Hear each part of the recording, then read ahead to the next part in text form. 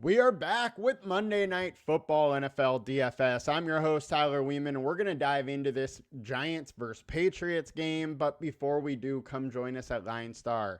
$39.99 per month gets you access to all we do, but we also do have a free trial. If you've never tried us out before, come try us out for free. You get 7 days free. It'll give you access to all of next week.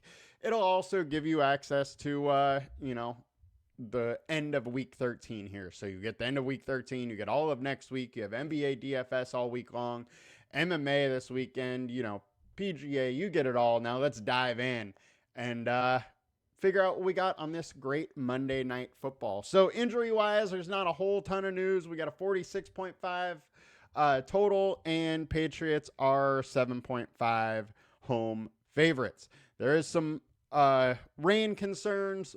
Temps are going to be a little bit chilly, but outside of that, it should be a fine night. It looks like wind isn't going to be too hard, which is the main thing.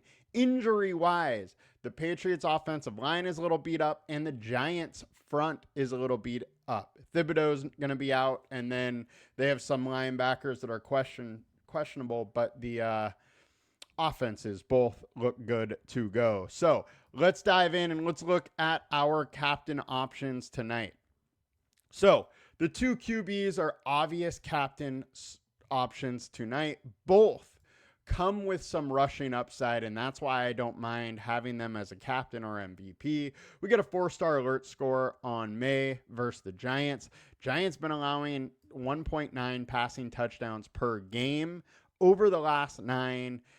He also has his rushing upside, and the Giants have been allowing some decent upside rushing with 25 rush yards per game, 5.1 rushes, and May can definitely make them pay for that. So I think May is an obvious option, and if the Giants are able to put up a little bit of a fight where May has to keep throwing late into the game, you definitely have one of those high 20 type fantasy outcomes in his wheelhouse. For Jackson Dart, obvious upside here due to his rushing ability. My one concern with that, he had a concussion and just missed 2 games. Do the Giants come out a little conservative with him and don't allow him to rush quite as much? If that's the case, I think you got to be a little concerned with Jackson Dart's upside, but I also kind of think it's who he is. And with that, I think he's probably going to keep rushing a little bit, at least around the goal line. 2 touchdowns versus Chicago, 1 versus the 49ers, 1 versus the Eagles, 1 versus Denver, 1 versus the Eagles again. None versus the Saints, and 1 versus the Chargers. He continually keeps getting in the end zone with his legs, and with that is major upside. So I don't hate going that way, as he is averaging 37.5 rushing yards per game over the last 4, and his 10 touchdowns on the season. The man is getting it done with his legs, and with the Patriots likely in the lead and them playing from behind, Dart is going to rush. Dart is going to have to throw. I think Dart has a lot of path to fantasy goodness here and to a MVP or captain spot. Now let's get into the other ones.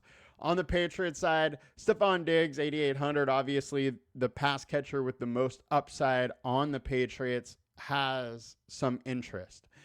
Don't mind going there with Diggs. He's going to be heavily used in all my lineups and will have some captain of him as well. With Kayshon Boutte, 40. The man has big time upside. He is 6,800 captain. He's 10K ish, but he's a receiver that's going to be totally overlooked. Super low owned at captain. Not, too high owned even as a flex, but he has that 100-yard and touchdown potential, and the Giants can get beat deep. So I definitely have some interest in Boutte. I think he's an interesting spot, and with that upside, that low ownership, there's big time leverage in going them there. Then Travion Henderson, he's only 8K tonight. He had over 70% of the snaps last week, 18 carries, 3 receptions. The one issue here is in the red zone.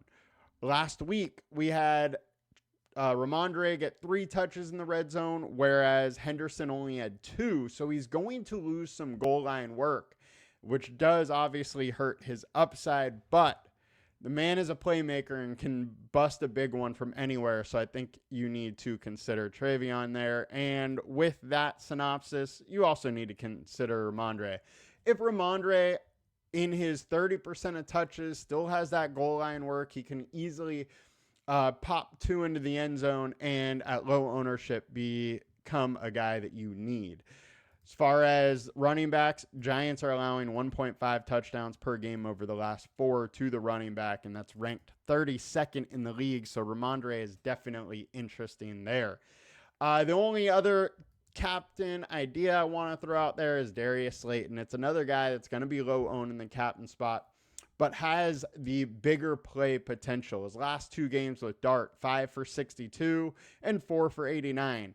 He puts that together and a touchdown, and he very well could be an optimal captain. So I don't want you to sleep on Darius Slayton there. I know a lot of people are going to run to Wan'Dale Robinson there, but I think I would prefer Slayton in this spot, as Wan'Dale's role versus Slayton's just very different. Slayton is just only used down the field, and I like that upside. If you're on DraftKings, Wan'Dale could put together, a 7-8 reception game, which could make him viable, but it's going to be at a little higher ownership.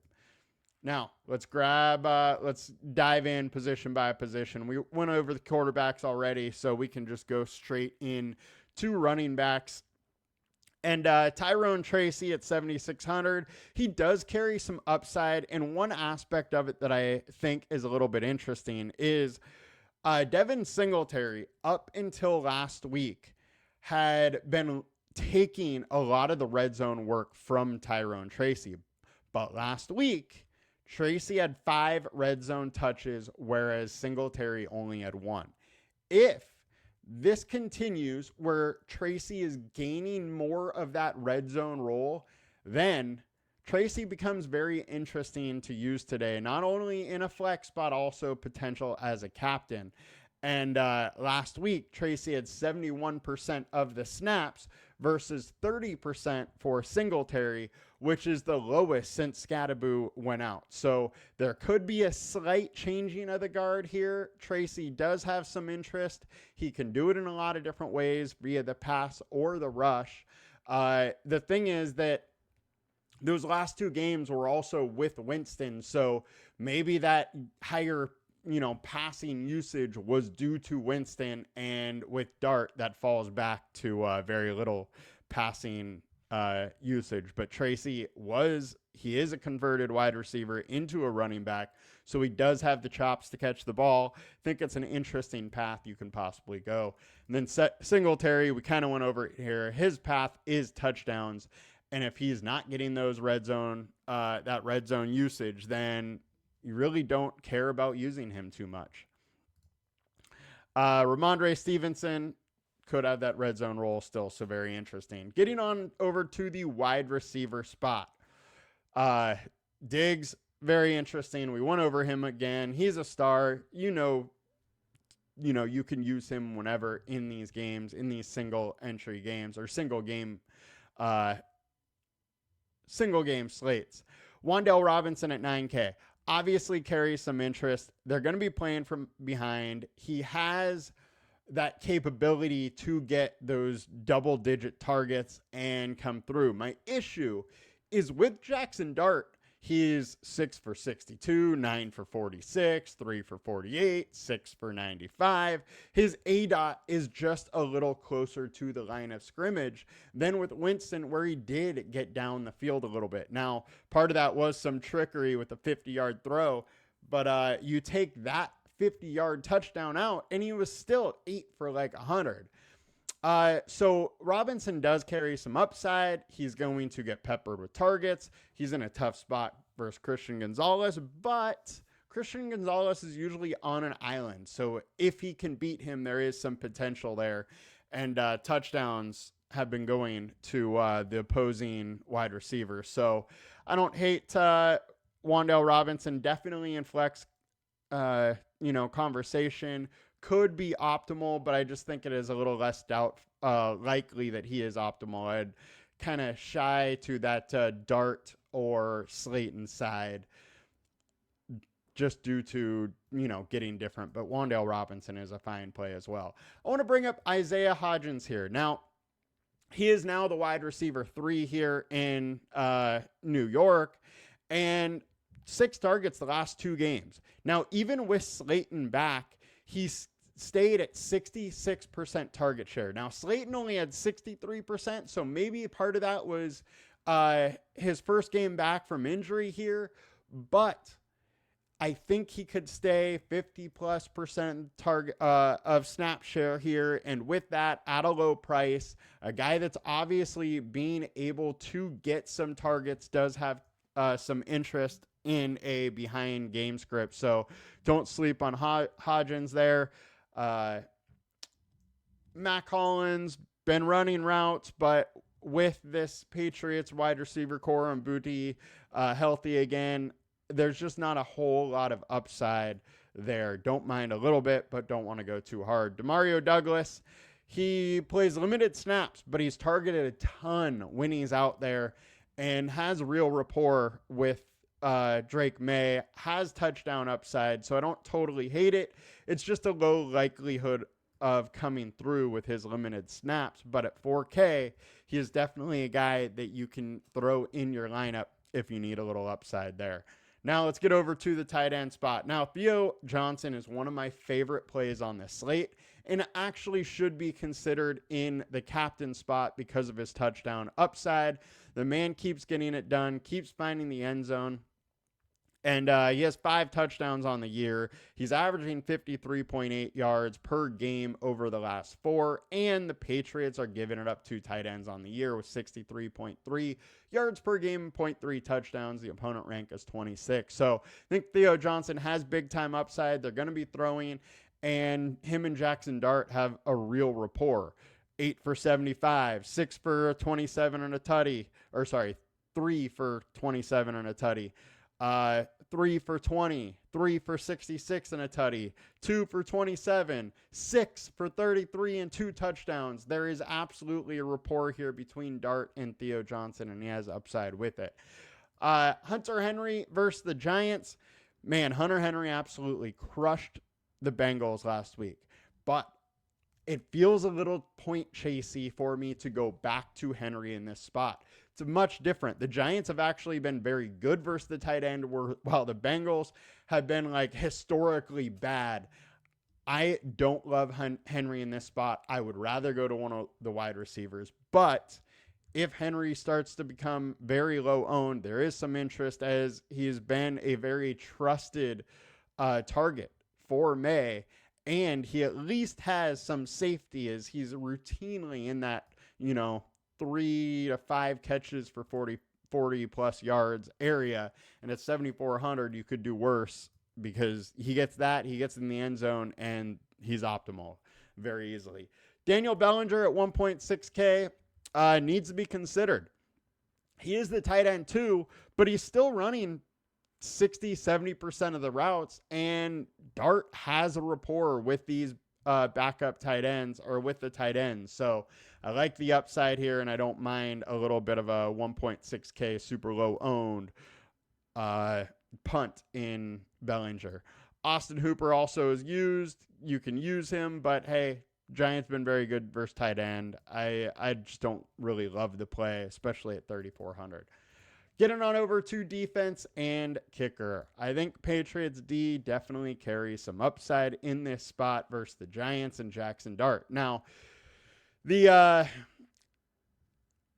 Jackson Dart isn't the easiest matchup in the world. He has been good for this offense, keeps moving the ball, and has made it tough for defenses, but he is still a young QB. And if the Giants are saying, hey, we want you to sit back there and sling it a little bit, then the Patriots are going to have some upside in this matchup because you take away Dart's legs. We're really not sure how good he is if he is just a pocket passer so far this year.